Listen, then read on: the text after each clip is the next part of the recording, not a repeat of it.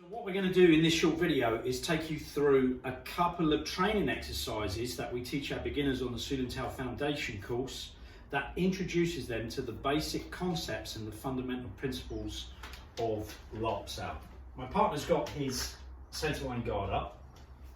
What I'm going to learn to do first is just place my hands forward, and all I'm going to do is try and get this wrist to wrist position. So I'll do a set of 5. And what I'm essentially doing is I'm going to use my rear guard to punch, and all I'm doing is I'm turning my hand forward, down, and then punching, like so. So from there, I just rotate, and then generally I clap down, and I'm not gripping with the thumb, and I punch. So I'm going to do 5. 1, 4, 5. So then my partner's going to have a go. So from this position, we want to make sure the point of the wrists are together. Most of the gripping and the controlling and the sticking is done at the wrist. So we want to start to train this area. So all you do is you turn it forward, yeah, and then you'll hear a little clap, but you just drop your elbow down, and then you punch. So your forearms, it will be parallel to the floor. And then you've got your rear punch as well. So have a go at that. That's it.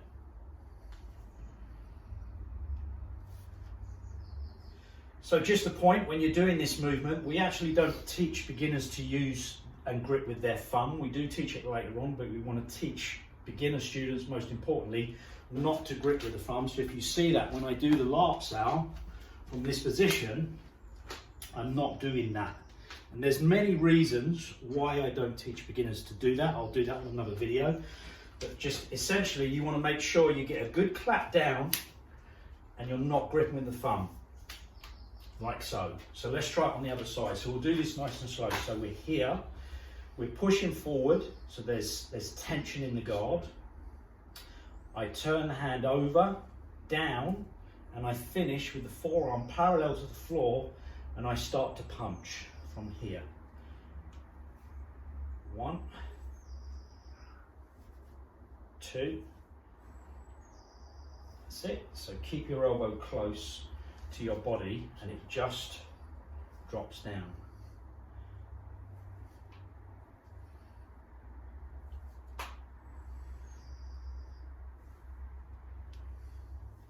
Another drill just to teach the Lap Sau is my partner has a centerline guard forward. Instead of me placing the guard forward, I place a turn forward. And what I do is the Turn Sau is this concept from the first form. You chop out, you come back, and you do that. So you get some kind of rotation in your wrists. So instead of doing the guard, I put the Turn Sau forward, because Turn Sau underneath is a concept that you use in the dummy when you start doing Chi Sau. You're in this position, and all I do is I take the hand and I do turn to lap. So I'm just going to do 5. 1, 2, 5. My partner has a go. He puts the Turn Sau forward using that part of the wrist, and then you turn it over. You get some kind of rotation in the wrist, and you want to get the sound. Go. That's it. See if you can get a clapping sound. That's it. There you go. So good. Put the Turn Sau forward. Here. There you go. So then the final drill is, we've taught front hand contact to lap and punch. We've also taught the rotation with the turn. Then what we want to do, we want to incorporate just a shallow turn in the movement, learning how to use Mun Sau to Lap Sau, which will take you into another level, the Chum Kiu level, sorry. So the next drill then is you take your hands back. Actually, what we'll do is we'll start from here. So we've got good contact, and what I'm going to do is I'm going to turn and lap and relax this hand back. Then you punch. I go forward, turn and lap. Go. 1, 2.